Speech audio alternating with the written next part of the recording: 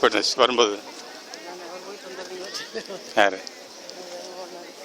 ஐயா ஒரு போத்தல் காண அம்மா கேடி கொண்டு இருந்தாங்களே பாக்கெட்டில் கிடக்க வேண்டும் பாருங்க போத்தல் வாட்டர் பாட்டில் இல்லைண்ணே 2 பிடிச்சி வச்சேன்னு 1 தான் இருக்கு நொண்டு ஐயா எங்கேயாவது கொடுத்துருப்பாருன்ட்டாங்க.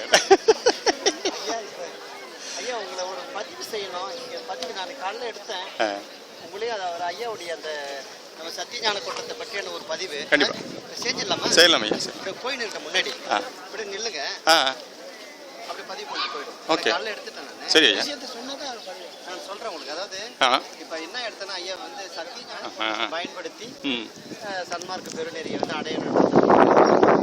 நீங்க வந்து கடந்த இத்தனை ஆண்டுகளாக ஐயாவுடைய தொடர்பு நம்ம அங்கே கோயில் வந்திருக்கிறோம். இப்படி இந்த நிலைப்பாட்டில் இருக்கு.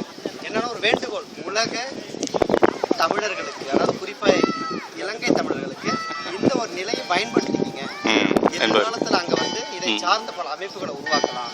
சிறுவர் இல்லம், முதியோர் இல்லம், அந்த மாதிரி அமைப்புகளை ஏற்படுத்தி அந்த நாட்டை வளமாக்குவதற்கு ஒரு வாய்ப்பு ஏற்பட்டுக்குது.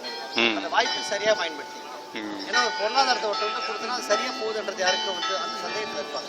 இங்க வந்து இங்க கொடுத்தா பல மடங்கு அது ஆகும். அதில் எந்த விதமான மாற்று கருத்து இல்லைன்றது ஒரு சின்ன குறிப்பை சொல்லுங்க.